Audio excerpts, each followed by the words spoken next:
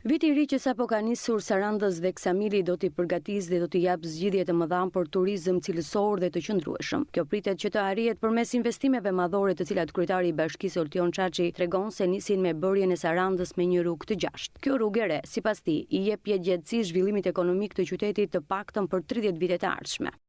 Zgjidh përfundimisht gjithë problemet e mobilitetit të qytetit, por jo vetëm kaq, i jep qytetit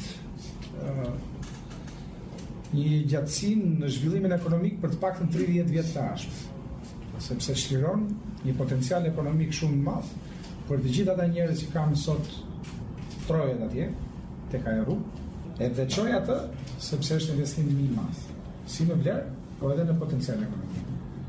Duke pranuar se parkimet janë një problem i mpret i Sarandës, sidomos gjatë sezonit turistik që vjen duke u zgjatur në kohë përveç parkimit publik që është në përfundim në qafën e gjashtës, kryebashkiaku Çaçi thotë se këtë vit është edhe opsioni për të ngritur një stadium në Vrion dhe në atë ekzistues të investohet për 3 kate parkim nën tokë, me idenë që t'i shtohet qytetit edhe një qendër tregtare e munguar.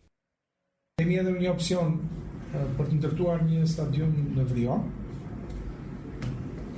Dhe ata aty ta bëjmë pastaj 3 kate në tokë dhe le të themi të bëjmë një investim më të rëndësishëm, një qendër tregtare për qytetin që do ishte shumë e rëndësishme, le të themi, se ndoshta jemi nga pak destinacione që kemi qenë tregtare.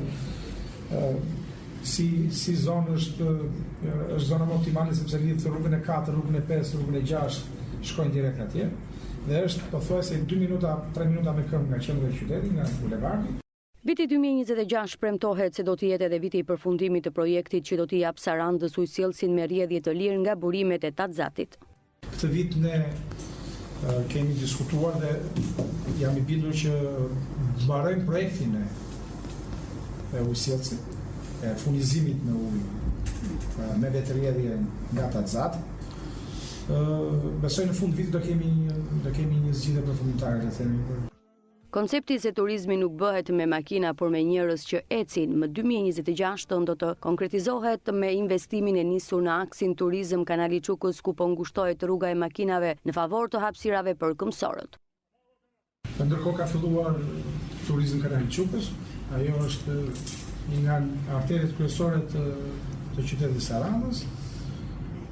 Jemi të kënaqur sepse pas kaq vitesh po japin përparësi këmbësorëve. Ky është turizmi qëndrueshëm. Më shumë njerëz që ecën se sa që udhtojnë.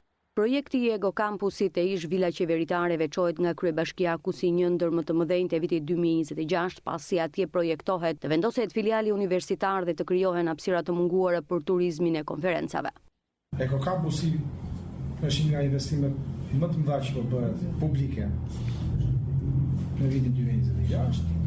Që do ta veçoja sepse ne themi gjithmonë rrugë, turista, kurse aty mendoj që aty kemi know-how, atë që realisht gjithë kërkojnë. Themi zhvillim turizmi, investime pafund, miliona euro të hedhura, por pa know-how kjo gjëja është jo afatgjatë. Ne kemi shumë nevojë emergjente, jo vetëm Saranda, por gjithë Shqipëria sot, që të kemi dije të paktën te produkti turistik.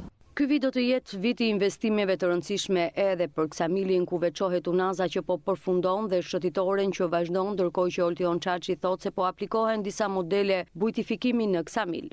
Unaza besoj mbaron, ka filluar shëtitoria, po bëhen edhe disa investime tjera, po bëjmë disa modele bujtifikimi në Ksamilit. Me këto investime që do realizohen gjatë vitit 2026, Sarandës dhe Ksamilit i përgatitet një ardhmëri edhe më e mirë si 2 destinacione turistike ndër më të kërkuarit në Shqipëri.